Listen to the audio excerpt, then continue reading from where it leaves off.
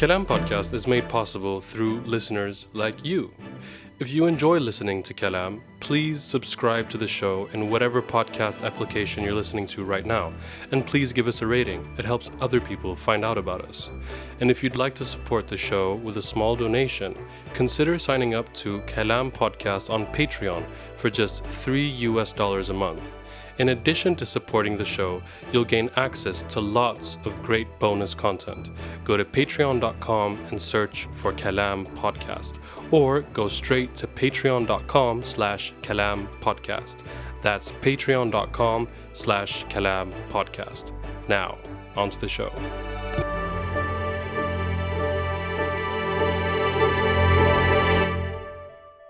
Hello and welcome to episode 12 of Kalam Digest, our weekly news summary. I'm your host Edgar Mannheimer, and I have Sam Karlshamre with me here straight from Cairo. Sam, welcome to the show. Thank you so much. How are you? Well, I'm good. Nice to be in Cairo. It is. It's a lovely place. it's a lovely place. Also horrible and annoying, but mostly lovely, yes. Lovely. It's a lovely place. Yes. It's a lovely place.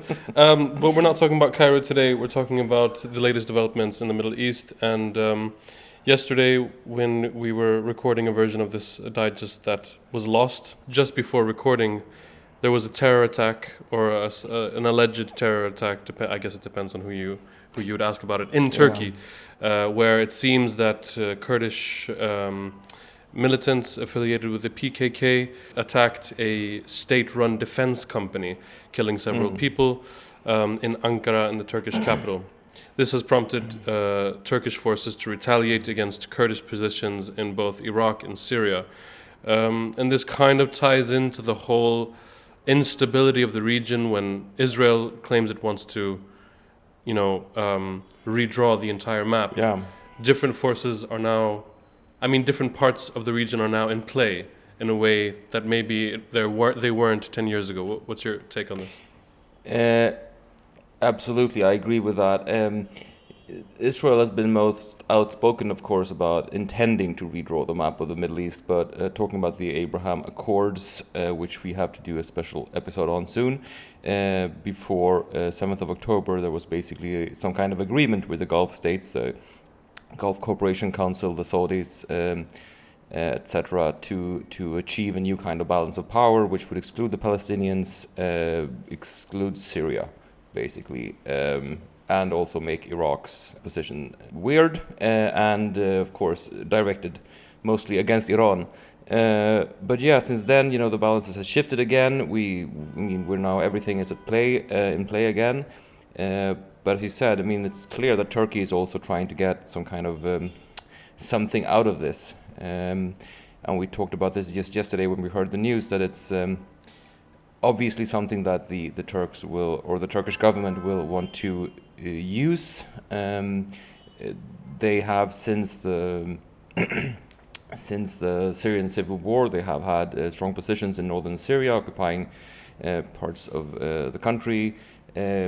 It might be that they will use this to attack the kind of Kurdish-controlled eastern parts of Syria as an excuse for that, and hoping to do that kind of while people are looking the other way, looking towards Israel. Yeah. Okay, well, moving on from Turkey, what's going on in Lebanon? The latest, I believe, round of airstrikes have been extremely violent and intense. But how is it actually going for the Israeli invasion of Lebanon?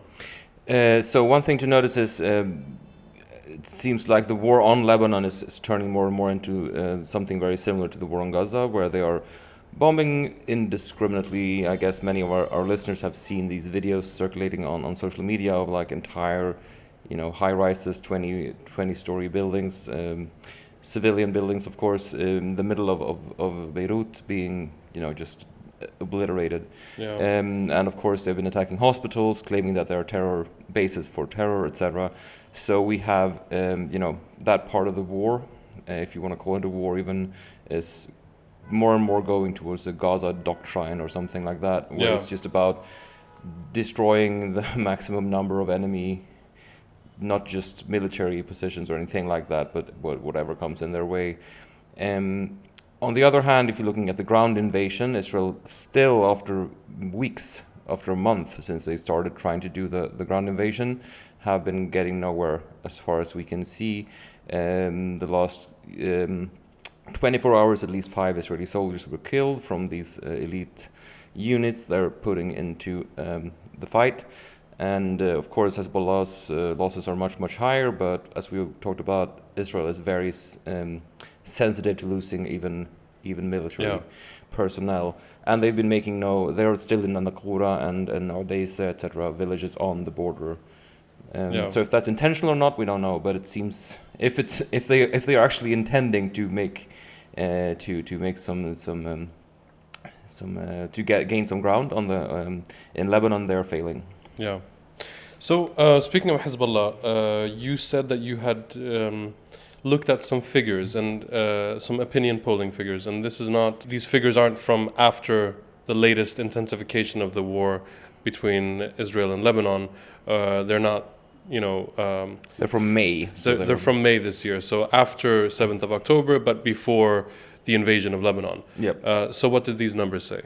I mean, it's a very disputed question on all sides. Like, how popular is Hezbollah, or does Hezbollah represent Lebanon? Does it represent like Arab public opinion, etc.?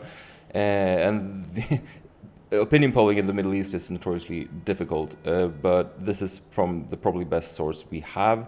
I think it's Foreign Policy magazine that makes these. And they had people in Lebanon answer a couple of questions on Hezbollah. Firstly, like, do you sympathize with them? Just like, do you like them, yes or no, without any qualifications?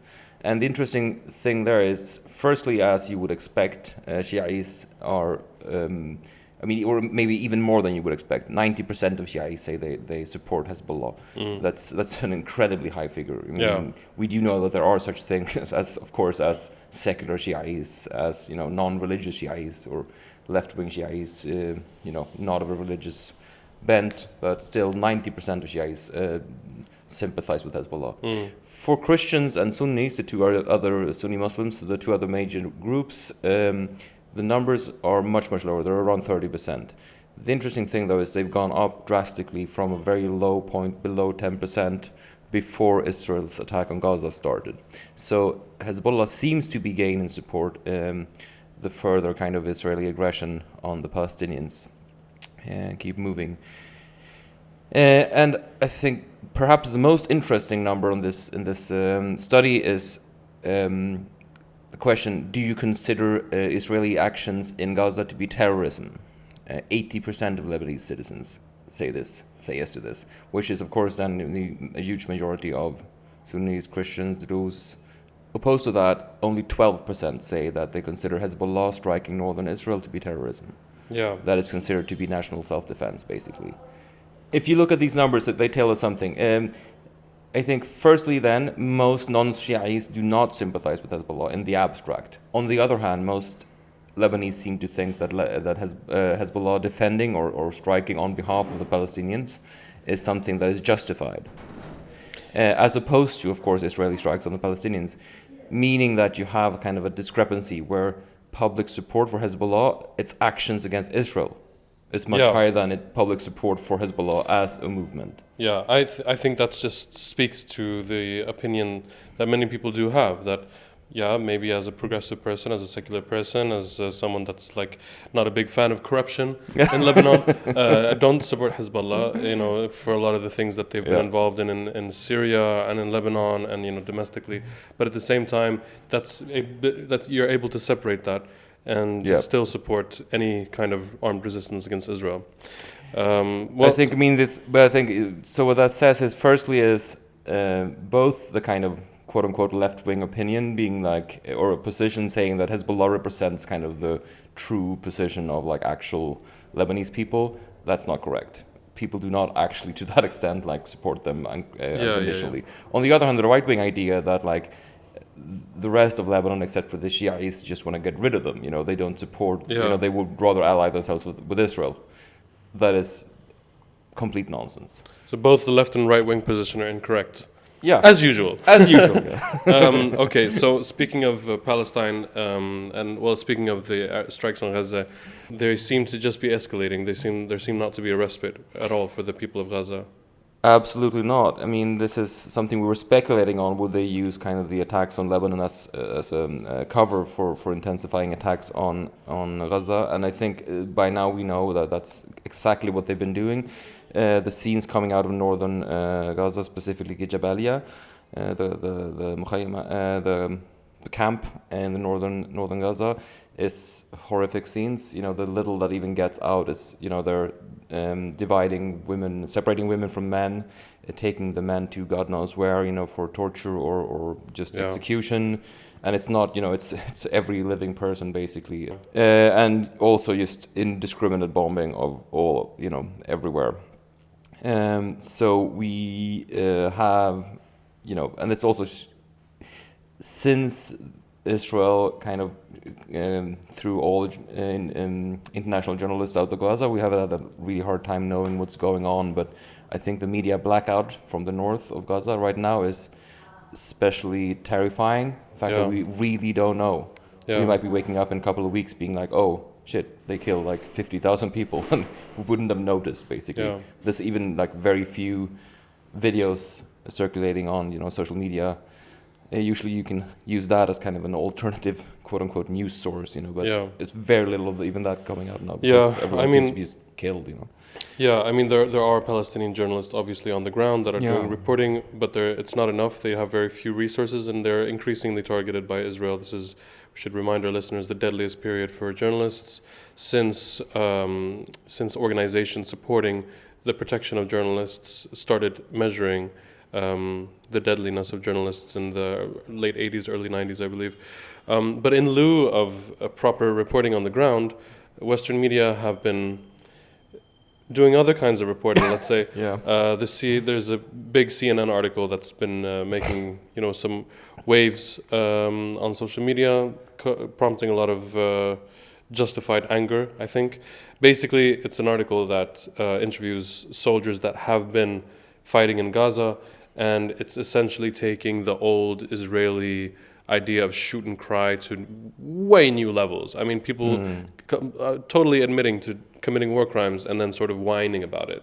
Not really saying like this was all wrong, it's more like saying, I wish I didn't have to do it because now I'm going to have nightmares because I bulldozed live Palestinians. Yeah, I mean, they used to explain this to our listeners who are not not aware of the concept. Yorim v'buchim is a kind of an Israeli term meaning explicitly, I mean, literally shooting and crying, or shooting and crying at the same time.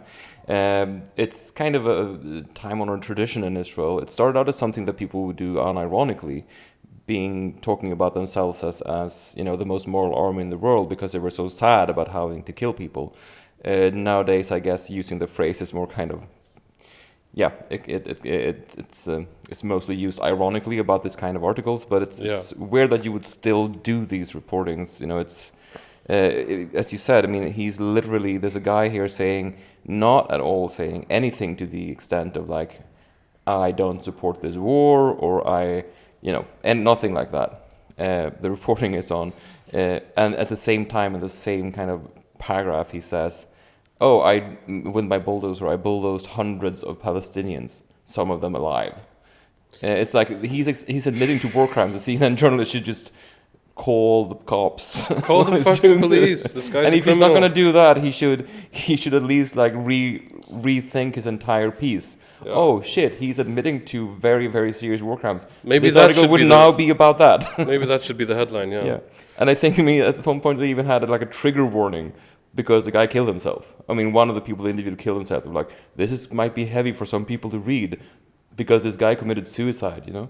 Jesus it's like, Christ. I think other things might be more difficult to read than isn't that just the epitome of like liberal identity politics, or like the sort of liberal version of whatever they think woke is? Like trigger warning for suicide, but not woke is mostly a Arabs. myth. But this is, I mean, the idea of wokeness, you know. But this is ridiculous. For real, you know? No, that's of course their idea. Well, okay, from one useless American institution to another. The U.S. Foreign Secretary Antony Blinken is in the Middle East once again. I saw him on the tarmac somewhere saying some words that just seemed absolutely ridiculous. There are new ideas that now that Sinwar has been killed, all of a sudden there's an option for a ceasefire, as if Israel is going to be a partner in that just because they got Sinwar. Yeah, which is, I mean, it's not just that.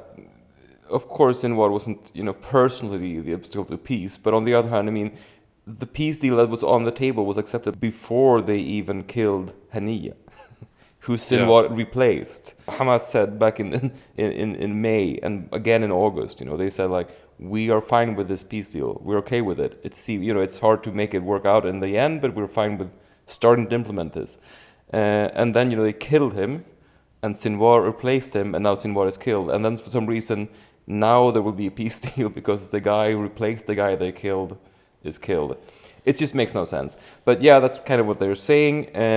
But I think, and he's touring for the 12th time since the beginning of the war and the genocide. He's touring the Middle East. It's a hell of a carbon footprint for nothing. Exactly. Like, does he offset this by achieving even a single human life saved in the region? I'm not sure.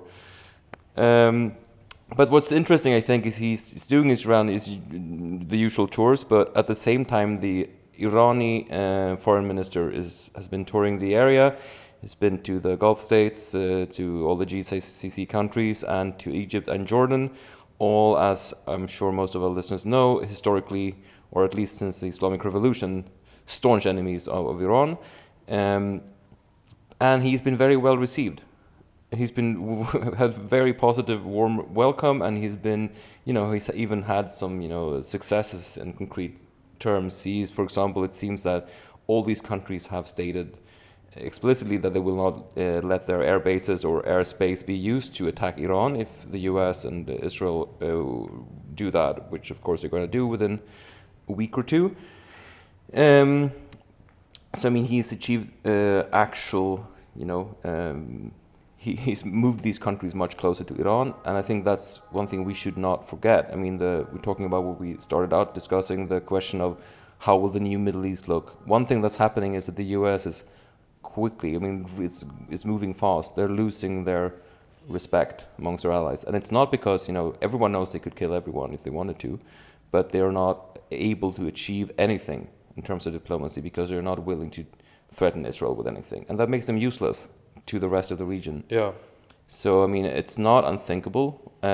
As we're recording this, the BRICS meeting is ongoing somewhere in Central Asia. I'm not sure which country, Central Asia. And, all these countries are meeting there. Iran is there, Saudi Arabia is there, sure, representatives from the Gulf states are there, Egypt is there, they're a member of the BRICS now. These people are, actually hammering out like a deal on the ground, probably as we're speaking, how to kind of move away from depending on the US and its, I mean, frankly, incompetent diplomacy. And this is not in any way, of course, to support China or Russia or Iran, as kind of progressive regimes or whatever. It just says everyone's giving up on the US in terms of they're supposed to be able to rule the world, and they're failing miserably in the Middle East. And the regimes around the region have to kind of take stock of that and come up with some new solution. And I think that's going to be really important. And of course, not to forget Turkey. We started out talking about also present at this conference, a major player. If they switch their allegiance or their primary allegiance from NATO to the BRICS kind of bloc, that would be a huge shift as well. So shit is going down. Shit is going down. I hope it doesn't have to hit the fan all too hard. We're sitting in the Middle East right now. Sam, should we wrap there and go buy some souvenirs for your baby mama? Absolutely. Let's do it. Yalla, bye.